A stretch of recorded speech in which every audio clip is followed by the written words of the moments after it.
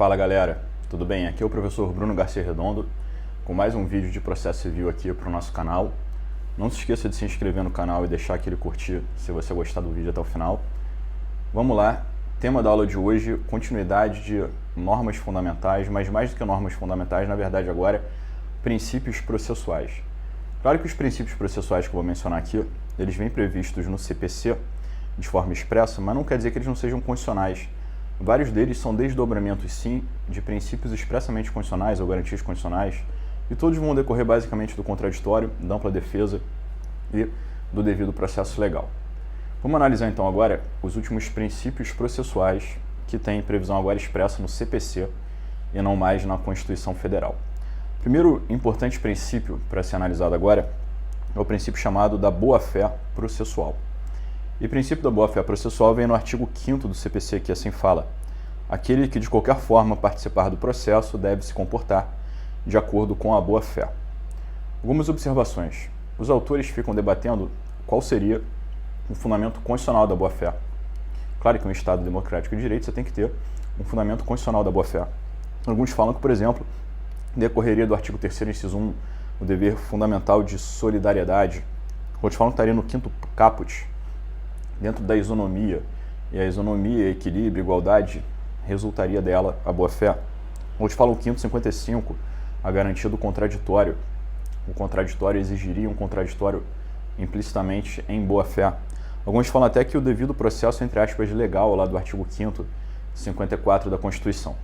Na verdade, decorre de todos eles em conjunto, nós temos o princípio chamado da boa-fé processual. A boa-fé que se exige é a boa-fé objetiva. E aqui eu diferencio boa-fé subjetiva de boa-fé objetiva. Boa-fé subjetiva analisa a intenção do agente, o seu ânimos, mais o intuito psicológico, qual era a vontade, qual era, entre aspas, o dolo, o ânimos, tecnicamente falando, do agente. Mas boa-fé subjetiva, ela é de difícil demonstração, porque ela é um aspecto interno psicológico, que você não tem ali uma comprovação objetiva sobre a boa-fé subjetiva.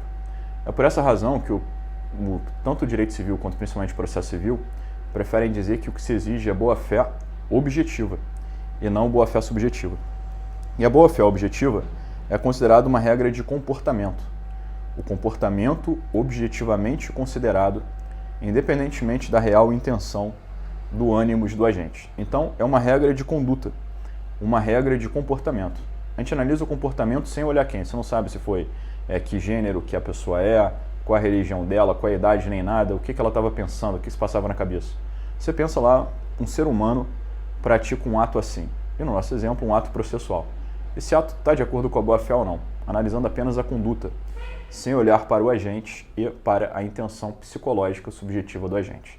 Então é de mais fácil demonstração, regras claras, objetivas, e objetivamente analisando uma conduta, você tentar chegar à conclusão se ela está de acordo com a boa-fé, com a lealdade, com a transparência ou não. Veja que o artigo 5º fala que todos os sujeitos do processo devem se comportar de acordo com a boa-fé, que para a doutrina é objetiva.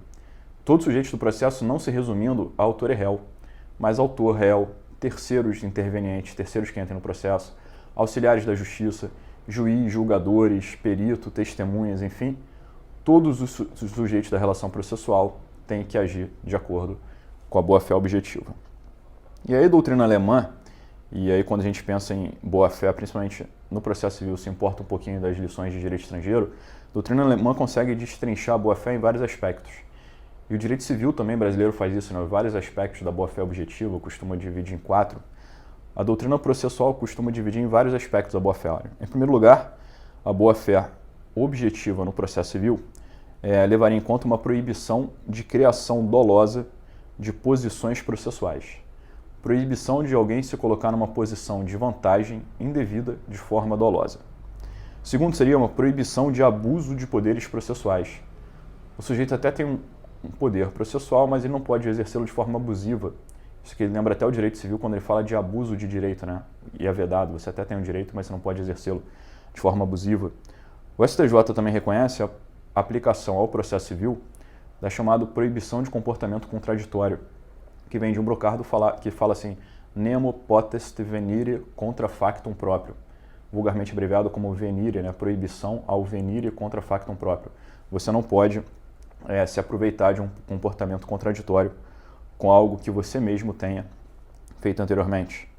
E aí, depois do venire contra factum próprio, que é a impossibilidade de comportamentos processuais contraditórios, nós temos as possibilidades também de suppressio e surrexio. Suppressio, a gente tem ali a supressão de um direito processual, por exemplo, pelo seu não exercício durante um período de tempo. O sujeito tinha uma faculdade, um direito processual, não exerce durante muito tempo. Por boa fé, para se compreender que o sujeito simplesmente renunciou àquele direito, né? Ele suprimiu, ele perdeu aquele direito. Existe também a surrexio. A surrexio seria o surgimento de um direito processual que antes não existia, e ele surge, se legitima, por exemplo, pelo exercício reiterado dele sem a oposição da outra parte. Então, em nome da boa-fé, também é possível ver o surgimento de direitos processuais, por exemplo, não contestados, não recriminados pelo adversário. E também dá para se sustentar a aplicação do chamado tucoque. Tucoque seria aquela surpresa processual. Então, a proibição de comportamentos surpresas, decisões surpresas do juiz, alegações surpresas, atos surpresas de uma parte contra a outra. Então, nesse combo todo aí, eu falei até 6 aspectos da boa-fé objetiva processual. Nós temos no artigo 5º a exigência de boa-fé. Logo depois de boa-fé, a gente tem o artigo 6º seguinte, falando de princípio da cooperação. A boa-fé já era mencionada no Código Velho, Código de 73. A novidade do Código de 2015 é, além de mencionar a boa-fé no artigo 5º, que já era mencionada no Código Velho, vem o novo Código e no artigo 6º menciona a cooperação, o princípio da cooperação.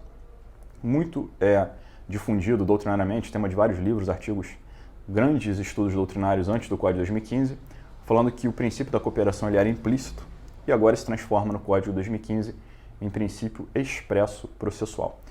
A cooperação é como se fosse uma complementação da boa-fé. Alguns autores falavam assim, poxa, o réu quer a improcedência do pedido do autor, o autor quer ganhar, o réu quer ganhar, como é que você pode exigir que eles cooperem? Se os interesses podem ser, por exemplo, opostos, se há uma lide, há um conflito. Vejam que a cooperação aqui é cooperação processual. Então, não é incongruente você exigir boa-fé, ainda que com interesses opostos, com cooperação processual. A cooperação complementa a boa-fé objetiva. É plenamente lógico e razoável você falar que, como se exige boa-fé objetiva, a regra de conduta, podem ter interesses distintos, mas agindo de forma leal, a consequência é a cooperação processual, cooperar, trabalhar junto. As partes trabalhando para que o processo não tenha nulidades indevidas, não demore o tempo mais do que o minimamente necessário. Então, é plenamente de acordo com a boa-fé objetiva exigir a cooperação processual. A cooperação exigida não é no mérito, não é quem está errado reconhecer que está errado. A cooperação é processual e não cooperação em relação ao direito material da outra parte. A cooperação, então, é basicamente aquela regra de boa-fé, lealdade, transparência, informação. E, mais uma vez, o artigo 6º fala que todos os sujeitos processuais devem cooperar entre si, e aí prossegue o artigo. Então, mais uma vez, destinatário, assim como boa-fé objetiva, existe cooperação de todos os sujeitos processuais entre si. Partes entre si, partes com juiz, juiz em relação às partes, terceiros intervenientes, auxiliares da justiça, enfim, todos os sujeitos da relação processual devem cooperar, devem adotar o princípio da cooperação. Então, destinatários são todos, assim como a boa-fé objetiva. E aí os estudiosos da cooperação dividem a cooperação em 2 aspectos. Cooperação em relação às partes e cooperação em relação ao órgão jurisdicional, ao juiz, ou ao relator, enfim, ao órgão julgador. Em relação às partes, a doutrina costuma dividir a cooperação em até 3 aspectos. Seriam os deveres de esclarecimento, lealdade e proteção. Em relação às partes e as partes entre si, primeiro aspecto, esclarecimento. As partes devem redigir suas petições de forma clara e devem praticar atos com clareza, coerência e transparência. Então, petições redigidas de modo claro e atos praticados com clareza, transparência e coerência. Em relação à lealdade, é basicamente exigir que as partes ajam a conduta delas, norma de conduta objetivamente considerada de acordo com a boa-fé. Então, nesse aspecto aqui, lealdade é basicamente adotar a boa-fé objetiva. É a consequência da cooperação. E o terceiro aspecto que eu mencionei, proteção. Dever de proteção das partes entre si é impedir que uma cause a outra danos processuais. Você não pode, de acordo com uma cooperação, causar dano processual a outra através de uma atitude desleal. Por exemplo, é dever de proteção você não criar impedimentos para que seu adversário perca um prazo por culpa sua, ou que ele perca uma situação jurídica processual. Então, dever de proteção, proteção contra danos processuais. Um tem que proteger o outro de ter danos processuais por sua culpa, de forma culposa ou de forma dolosa. Em relação ao julgador, ao Estado juiz, a doutrina divide em até 4 deveres para o órgão jurisdicional. Dever de esclarecimento, dever de consulta, dever de prevenção e dever de auxílio. Dever de esclarecimento lembra muito das partes, no mesmo nome. O juiz tem que tanto redigir suas decisões de forma clara, quanto ele deve, então, decisões de forma clara, transparente, indubitáveis, bem precisas, analisando tudo certinho, explicando exatamente o que ele quer, mas não apenas as decisões, as manifestações do juiz devem ser redigidas com clareza. Também os atos do juiz devem ser praticados de forma clara e o juiz deve esclarecer as suas dúvidas em relação às partes. Se o juiz não estiver muito claro para ele o que uma parte quer, uma parte pede, ou que uma parte deseja, ou que uma parte fez, ele pode pedir que a parte lhe esclareça algo que esteja duvidoso. Então, tanto o juiz pratica atos de forma clara, quanto ele pode pedir esclarecimento das partes ou de terceiros de algo que esteja confuso, para evitar dar uma decisão errada, para determinar a prática de um ato indevido, alguma coisa assim. Então, primeiro aspecto, esclarecimento. Segundo aspecto, consulta. O juiz deve consultar as partes antes de decidir. Então, o juiz deve consultar sobre suas ideias, sobre a adequação do procedimento, sobre o ato a ser praticado. Lembre do artigo 10, né? Não surpresa, deve consultar sobre um fundamento que ele vai levar em conta na decisão, inclusive uma matéria considerada de ordem pública que ele possa conhecer ex officio, ele tem que consultar previamente as partes. Então, consulta no sentido ali de não surpresa. Terceiro aspecto da cooperação, a prevenção. Prevenção é contra nulidades. O juiz deve evitar a ocorrência de nulidades. Então, prevenção, o juiz como diretor, como condutor do processo, não o sujeito principal, mas como um dos principais sujeitos da relação processual, deve o juiz prevenir e evitar a ocorrência de defeitos processuais, de nulidades. Então, por exemplo, o juiz deve fiscalizar o procedimento, evitando, né, de antemão, prevenindo, evitando a prática de atos errados, nulos, defeituosos, inválidos, e atos desnecessários. Além disso, ele deve identificar de imediato quando ocorrer um defeito. E identificando de imediato quando ocorrer um defeito, ainda decorre da prevenção, ele determinar imediatamente a correção do defeito. Então, fiscalizar a fim de evitar, uma vez contestado, reconhecer de imediato e determinar também o mais rápido possível a correção do defeito processual para que o processo possa seguir sem vícios. E, finalmente, o dever de auxílio, esse quarto aspecto da cooperação para o juiz. Dever de auxílio é basicamente assistir as partes para reequilibrar, por exemplo, a balança da isonomia e a balança do contraditório e da ampla defesa. Então, auxiliar as partes em relação a dúvidas que elas tenham, a eventuais prejuízos, situações desfavoráveis que elas momentaneamente se encontrem, situações processuais desfavoráveis, ônus ou deveres excessivos que se transformem excessivamente onerosos naquele momento. Então, auxiliar as partes em tudo que ele puder para que o processo ande de forma mais eficiente, mais equilibrado, mais de acordo com a isonomia tanto formal quanto substancial e que o processo ande também de acordo com contraditório e ampla defesa plenos. Além do princípio da cooperação, podemos mencionar também o princípio da instrumentalidade do processo. O princípio da instrumentalidade do processo não vem redigido em nenhum artigo específico do CPC, mas decorre, por exemplo, do artigo 4º, que fala que as partes têm o direito de obter lá o processo com duração razoável, mas ele fala no finalzinho assim, incluída a atividade satisfativa.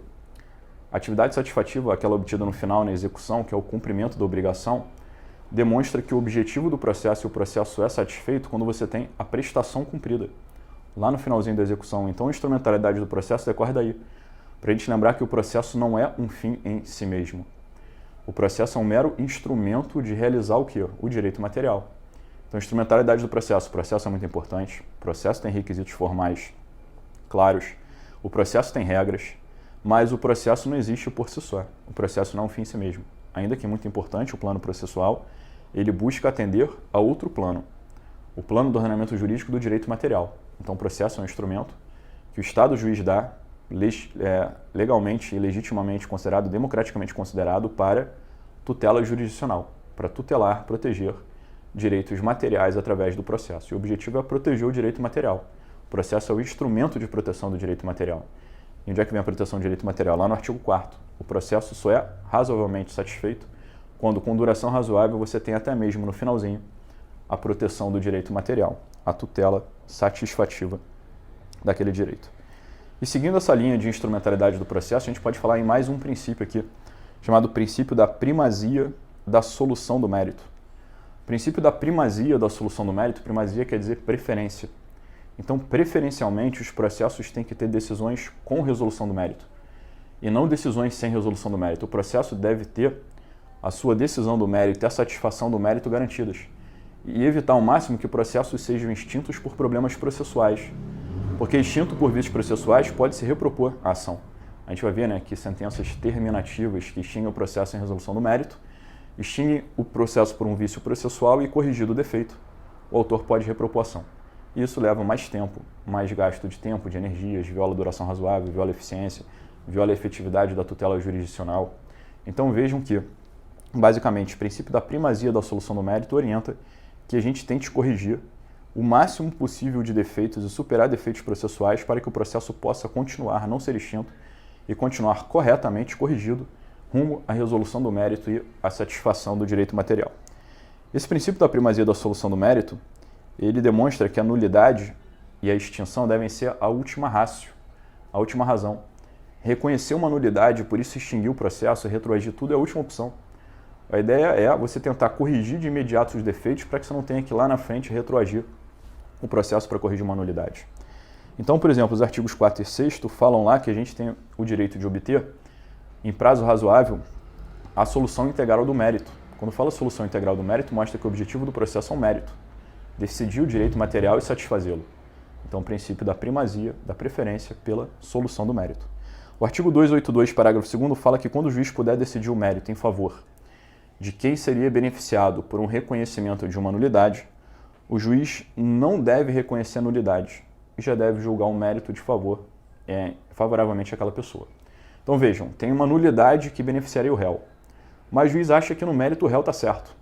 Então o juiz não precisa reconhecer a nulidade que favoreceria o réu, o juiz reconhece no mérito que o réu está certo, atropelando literalmente a nulidade se for possível.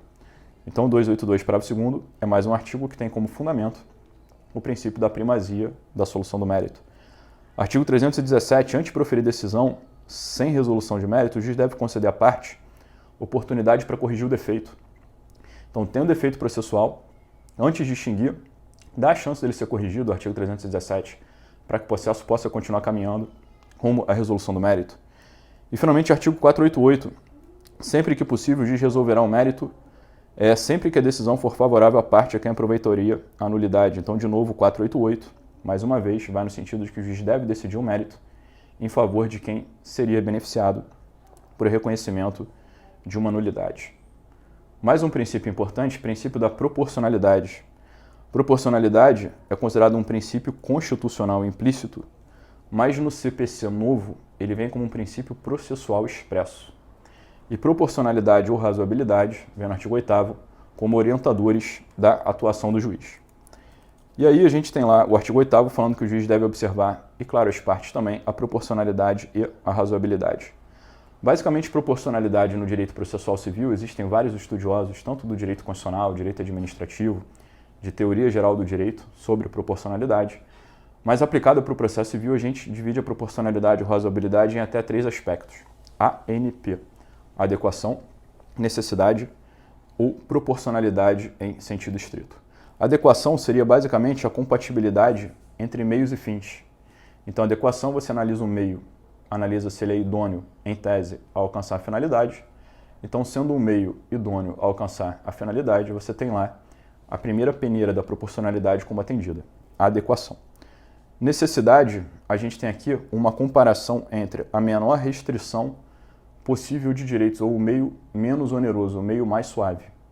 Então, a gente tem, por exemplo, a necessidade como a menor restrição possível de direitos, o menor grupo de prejuízos.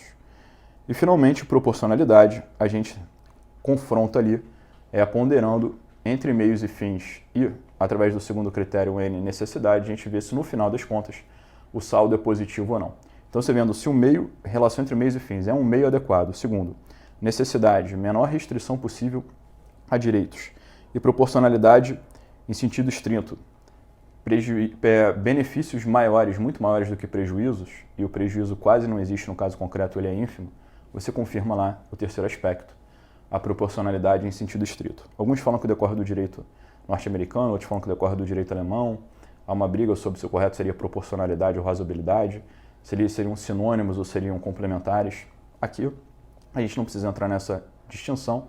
O CPC ficou em cima do muro, fala tanto proporcionalidade quanto razoabilidade, e a gente tem aí qualquer dos entendimentos como sendo possíveis. Finalmente eu queria falar no finalzinho aqui, como último princípio, o artigo regra, na verdade, o artigo 12, que seria o princípio, a regra ali, da obediência preferencial à ordem cronológica da conclusão. O artigo 12 ele foi modificado pela lei de 2016, ainda na vacácio. O artigo 12 fala que o juiz, né, e tribunais observarão preferencialmente a ordem cronológica da conclusão para proferirem sentenças ou acórdãos. O preferencialmente advérbio foi inserido pela lei de 2016. Então, a versão original do Código de 2015, obrigatoriamente, deveria as sentenças e acórdãos serem proferidos de acordo com a ordem cronológica para a conclusão, ou seja, petição protocolada hoje e amanhã tem uma petição de outro processo protocolado, a petição protocolada hoje deveria ser julgada antes da petição protocolada no dia seguinte. Ordem cronológica da conclusão da remessa para juiz para decisão, sentenças e acórdãos e ordem cronológica. Busca evitar favores indevidos, busca evitar que processos complexos não fossem julgados, enfim, por questões, ordens práticas, jurídicas, psicológicas, econômicas, o que quer que seja, achavam que isso seria mais transparente, mais isonômico. Só que acontece que o próprio CPC previa exceções e falava que a ordem cronológica poderia justificadamente não ser seguida em casos de urgência e outras situações ali que justificassem, entre aspas, corretamente furar a fila. Só que alguns juízes, mesmo fora dessas hipóteses, eles sustentavam que as hipóteses não eram suficientes, as hipóteses de exceção, e falavam que corretamente eles deveriam poder não adotar a ordem cronológica. Pensem, há um processo complicado antes na fila, mas enquanto, por exemplo, um juiz estivesse avaliando o processo complicado, ele poderia julgar já 10 processos simples posteriores. Então já atender os 10 posteriores enquanto ele está pensando, redigindo lá com calma uma sentença mais complexa de um caso anterior. Então também, sem a menor crítica aqui, também havia argumentos razoáveis para que a ordem cronológica não fosse absoluta, não fosse tão rígida. E é por isso que o legislador de 2016 inseriu lá o preferencialmente. Só que acontece quando insere o preferencialmente, ele enfraquece muito a norma. O que leva a doutrina a falar assim, olha, vejam, não é que não existe mais exigência de ordem cronológica para a conclusão. Existe sim. Ela não é absoluta, mas ainda é a regra geral, ainda é preferencial. Querendo dizer que, como regra geral, sentenças e acórdãos, decisões finais, devem sim ser proferidos em ordem cronológica. Mas por não ser absoluto e ser preferencial, raramente pode haver uma alteração da ordem na fila. Mas essa alteração na ordem da fila, diz a doutrina, deveria ser justificada. Então há uma regra geral, há uma preferência, não é absoluta, pode ser burlada, corretamente burlada, mas para ser corretamente burlada deve haver uma justificativa expressa para o processo não ser julgado em ordem cronológica. Gente, eram basicamente esses princípios que eu queria falar com vocês aqui. Vou gravar mais um no próximo bloco. Espero que tenham gostado do vídeo, então clique em curtir, se inscrever no canal e até a próxima.